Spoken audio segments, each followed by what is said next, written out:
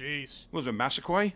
Yep, Mohamed Massaquoi from the University of Georgia. Right. Anybody? Anyway. So Sanchez played well. He's evading the pass rush. He's not doing it to run. He's evading the pass rush.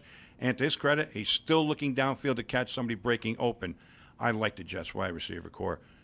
Cotchery, Holmes, and Edwards, and also Dustin Keller.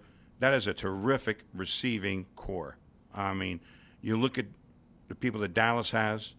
All right, you can go around the league, a couple different teams. You look at Minnesota when they're healthy, when they got Rice, Sidney Rice, along with Percy Harvin, and was it Bernard? All right, and so you look at their wide receiver core, but you look at the Jets' wide receiver core. They take a backseat to nobody right now. No, they really don't. Holmes, Edwards, obviously Cotchery, Dustin Keller, obviously from the tight end position. Right. These guys are great. It's just Sanchez has been having a hard time really just spreading the ball out. Even though Holmes had 5, Edwards had 4, Cotchery had 3, Keller had 3. There you go. Richardson had Bounce. 2. He did balance it out this time. And when he does that, the Jets, they are a very successful offensive team, running the football about 20 good offensive times. line, yeah. Good offensive line. Sean Green and LaDainian Tomlinson had equal amount of carries. Well, you're going to see that balance get tipped a little bit towards Green as you get later in the year to give Tomlinson his rest. I think Tomlinson's going to end up at the end of the year being more of a third down guy. Well, yeah, that was their reasoning when they brought him in the first place. Well, yeah, I know, but and then they found out, well, hey, he can still run. He can still run. But I think later on in the year, you want to give him you want him to be a little more fresh. You give him that third down. Get him out in space. Give him out in space. He makes a screen pass. He gets it done. Nah. And Sean Green, scary. Sean Green is going to be a guy to go to more of the ground and pound. Yep. All right. You bet. So anyway, the Jets escaped there.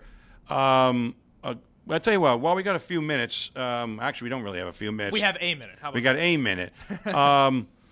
Giants have injury issues going into the Eagle game. We'll talk about that right now. We got a minute instead of talking about the game. Steve Smith is still out. Yeah, he's offensive line is still banged up. That's gonna be a tough one to replace. Tough one. They brought in Hagan. All right. Nix and Manningham are still there. Okay. And Kevin Boss has got to get more into the action now. Yes, he does. Without Smith big target, they should be able to get him. They should be able to find him pretty easily. Yeah, without Smith there, they need another third down receiver that knows slot receiver. That knows where the first down marker is. Steve Smith is great at that, at getting to the first down marker on third down. They might, almost like a poor man's Wes Welker, but I think he might be getting to be better than Welker. I would agree. I think he is starting to become a little more athletic. He's definitely a lot more athletic than Welker, but it's just going to be a tough loss. But for right now, they're going to see who's going to replace him. We're going to see what their defense is made. We'll get to that in our second segment. This is the Mike and Sean Show. Our new name is Double Coverage, and we're simulcasting on YouTube and on All Noise Radio. And we got a lot more to talk about. We're going to go around the league in our next segment. We're going to preview in our third segment. We got a lot of college football to talk about. Oh, yeah. More troubles for Cam Newton. More people coming out. Oh, jeez. And we'll see where that leads. Anyway, we'll be right back after this.